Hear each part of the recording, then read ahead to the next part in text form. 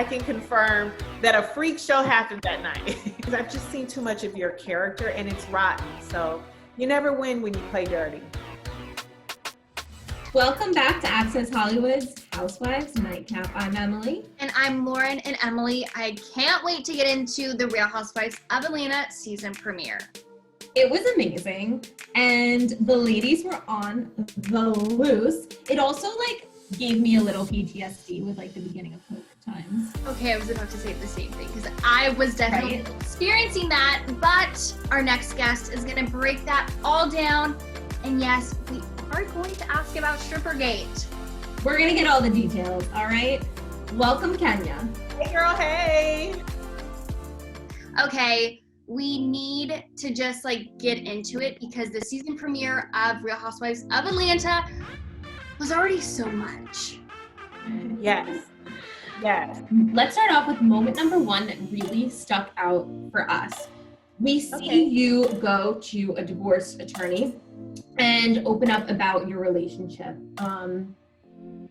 Tell us what that was like for you, just kind of, it's like taking that first step into kind of admitting that this is real. Wow, yeah, it was difficult because I know I'm on a reality show, but I don't always talk about things that are very hurtful to me, especially with my own family. I kind of just try to suck it up, be strong, and just move forward and push through. And so having to deal with a lot of issues on the show is challenging for me sometimes, especially when it comes to my marriage or my family. So going to the attorney was hard because it was like, this is really real. We've been separated a long time. We're not making any progress. And I can't just live my life in limbo like this. So what do I need to do? You tell the attorney, which is always the big question in a divorce, is, do you have a prenup, right? Yeah. You told the attorney you do not have one. No, I don't have one. What is your advice to women? If you could go back, would you tell yourself to get one? Oh, I believe in prenups. I've always believed in prenups. I've always told all of my friends, get a prenup because you do not divorce the same person that you marry. It's just simple as that. But for me, I had acquired most of my empire before marriage. So a lot of my home I've owned outright. My businesses I've started and were profitable prior to marriage. And so I felt that I was safe. We know you paid cash for that house. Yeah. Yeah. Okay. Yeah. We know, and you should be proud of that. You did that all on your own. Thank you. So for me, I just felt like because of that, anything that we built together, I would be happy to split. But what I made for myself before marriage is off limits. And not being an attorney, but I just felt like, okay, I'm in a good place. So where are you guys now? We see that you leave the attorney deciding whether to file for a divorce or make an official separation. So kind of catch us up now. Well, we are definitely in a different place now. We just celebrated Brooklyn's, our daughter's 2-year birthday together. We also celebrated and spent time together for Thanksgiving. And I think that those are real life-changing moments where it will define what our relationship will be moving forward, especially when it comes to rearing our child and co-parenting. I can say that if you watch the show, it is definitely a journey. And for me, a person who has never been married, I didn't get married until I was 46. I didn't imagine marriage to be like that. And I certainly didn't think that my marriage would be ending. So it's heartbreaking for me to have to live it, but it's even more heartbreaking to have to tell it. Now, the attorney said to you that you need to get your bite back. You just need to get your bite back. I know it's still kind of up in the air with you guys, but do you have your bite back? Whatever that kind of means. When he said that, I'm like, I don't know really what that means, but I'm here for it. Well, you know what? I think people know me as a tough girl, and they see me go, head on with arguments and approaching people and confronting people on the show. And when they see me with my husband or had seen me with him, it was like I was a completely different person, and I backed down and I swallowed my voice. And I think that was pretty much what he was referring to, is like, where is that Kenya that we know, that fighter, that strong woman, that boss, you know, and who we can always look to be that person that just will fight through anything. And I think that's what he meant. And so did I get that back? Absolutely. Good. I'm here for it. Yes. We want our Kenya back, our feisty that we've watched for years. Yes. We don't want to see anybody bring her down. Yes. You know what? It's never going to happen to me again. And whether or not, you know, whatever man I end up with, whatever relationship I end up in, that is never going to happen again, because I have now done the therapy and I have understood why I behaved that way. And now that I understand it, it will never happen again. That's just not who I am. What do you think you learned in therapy? Because I see you this strong woman, and it is weird to watch you kind of be more submissive. Yeah. What do you think you learned? I think a little bit of submission is okay. I just don't think that you should lose yourself in a relationship. And I think that that's what I did, because I was trying to be that, you know, that docile, that person that's just agreeable, don't want to cause any fights, don't want to make any waves, and just wants a happy marriage. But you have to have two people that want the same thing, but you should never lose your voice. And I know as a viewer, I want our Kenya back. And so I'm excited to see you become your feisty self once again. But we need to move on to moment number 2, because speaking of relationships, we also see Cynthia talking about her wedding, and she wants this big wedding, but we are in a global pandemic. And I'm seeing your face right now, and what is going through your head? Because, yeah. Tell us what the self-proclaimed thirsty bride. Right. Well, she's being transformed, right? You know, listen, everyone knows that I love Cynthia. You will see just how much I love her this season. We did have conversations about that, but being true to myself, being that honest voice, I did express to her that I did not think it was a good idea, and that I felt that it was maybe a little selfish and reckless. With that said, when someone wants something, they end up making the choice for themselves, not for others. I don't know, should it be that way? In this climate, no, but I've seen a lot of girls on the show do very reckless things that involved all of us, and put our health and our lives in danger. And I think we just have to be a little bit smarter than that. You mean during COVID, right? During COVID, the girls have done things? During COVID, yes. So it's not just Cynthia who's getting kind of like slammed in the press about it, but the other women, like, you don't have to name names, or you can, but what else have the women done? Like, just been traveling and stuff? Been traveling, been in situations where they're in very large groups of people without wearing masks, things like that. And I have to work with all of these women, and I have a child at home, which is why I didn't participate in a lot of things that would put not only my life in danger, but I have to live for my child, and I have to protect her. That is my number one thing that I have to do. Now, did you end up going to the wedding, or what did you end up deciding to do? Okay. I did go to the wedding. I came with my own makeup on and hair done. I had my mask on. I had my shield on. I stayed in a corner until they told me when I had to walk out. And then as soon as it was done, I stayed for 5 minutes and with socially distanced, and then I snuck out the door because I just felt very uncomfortable. I was happy for them. I don't want people to think, oh, you're being a hater, you're doing this. I was happy for them. I think that they love each other. I think that they, wanted to get married. But at the same time, I'm selfish at this point because I was just thinking about myself and my daughter. I don't think that's selfish at all. I think 2020 has taught us that we have to really look out for ourselves. Yeah.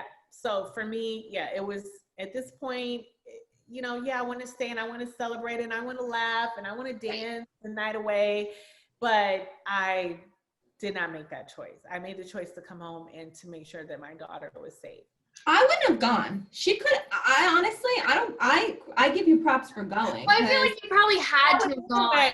I was in the wedding. Yeah, you were in the wedding. You had to go. Yeah. Wait, I did not know that you were in the wedding. Okay. And you know, and knowing how much I screwed up last year, and you know, I was just going through such a difficult time, and I really screwed up with her, nearly ruined her surprise proposal, and I just felt like, you know, I just felt compelled to go and show her, I love you, I'm going to go there for you. But I did it in the most responsible way I possibly could. And I am germaphobe, trust and believe. If I could pan this camera over, you would see all kind of Clorox and bleach and Lysol and hand sanitizer, and anyone in this house, they're wearing booties and a shield as well as a mask, and they're being the temperature check. Like, trust me, the COVID checks, I do it all. So pretty much, it's scary filming during this time. It really is. The wedding, we shut down for like 2 weeks because they didn't film it because they felt that it was too much of a risk.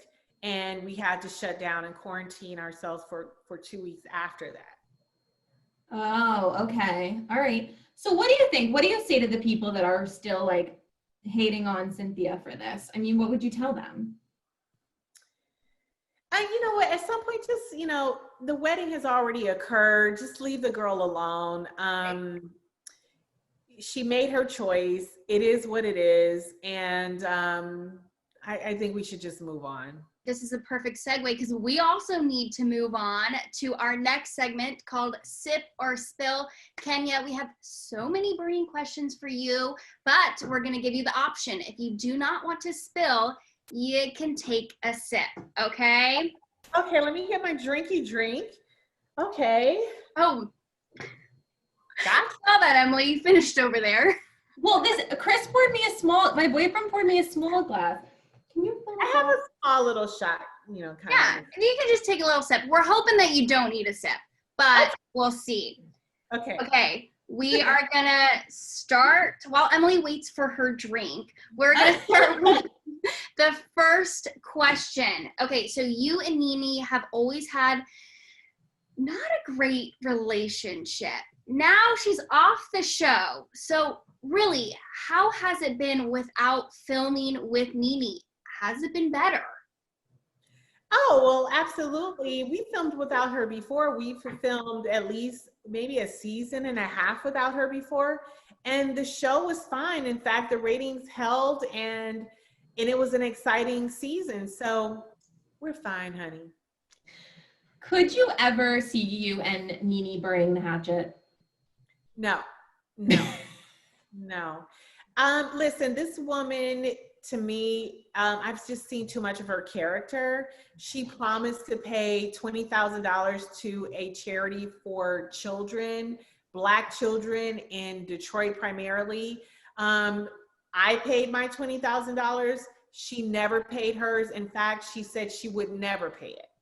So from that to trying to, you know, spit on me, to talking about my child, things like that. No, once you do those type of things, I've just seen too much of your character and it's rotten. So you never win when you play dirty.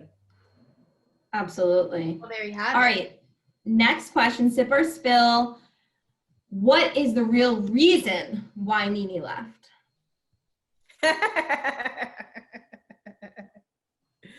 Well, I think it's pretty clear at this point that they didn't want her. At some point, if negotiations fall through, it's because one party does not wish to give you what you want and they don't feel you're worth it. So that is what it is. Oof. Okay, how about this one? Strippergate. That's what we all want to know as fans. I'm like, I can't wait to see this play out. But there's a lot of rumors swirling around. So what can you set the record straight? Like, are the rumors saying that someone hooked up and other people's hooked up? Like, is that true? I can tell you that is true. That I can tell you. So you can confirm that some of the housewives did hook up with a stripper.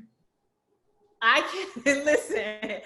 It goes beyond just that. It's layers to this. Okay, honey. We're talking about girl on girl. We're talking about other scenarios. We're talking about strippers. It was just an entire freak show. Okay, so yes, I can confirm that a freak show happened that night.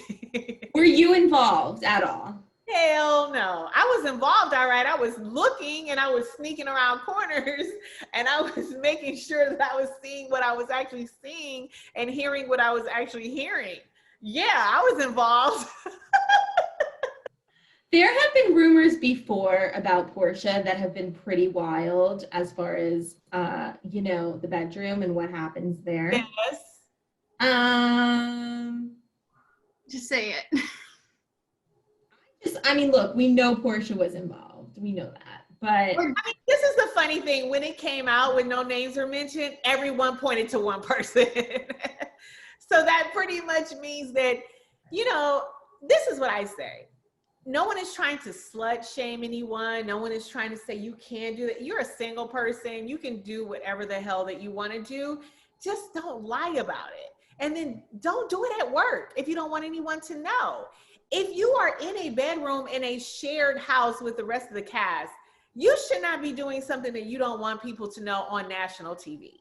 And you shouldn't be bringing down other people trying to cover for you either that you claim are your friends. So with that being said, you will see everything that you need to see unfold, honey. And okay. You can make your own, judgments and assumptions. But yeah, I mean, just like do what you gotta do, but do it at home. Exactly. This is what I always say. And a reality show and tell us. It's like you're in Big Brother and you're over here, having a threesome in a closet and you think no one's gonna find out about it. You're on a TV show. Yes. You're not in your home. Exactly. And Kenya. At the end of the day, I have one thing else to say. At the end of the day, people love a hoe. You know what I mean? People like hoes. They're funny. They're outspoken. They live life, on the edge. People like a hoe. Just be the hoe. It's not a bad job. Don't you think? I mean, people love a hoe. Good TV. It's good TV. I think, Emily, this is where we have to stop because, I think you just ended it perfectly. There's no more things that I can ask. That's amazing. Well, that wraps up this episode of Housewives Nightcap. I hope you had a drink and you're drinking along with us, and comment below and tell us your thoughts. Next week, we will have Ashley Darby on the show from Real Housewives of Potomac, and we'll get all the tea, you guys. So much tea. Until then. So much tea. Until then, raise your glass, and we'll see you next week.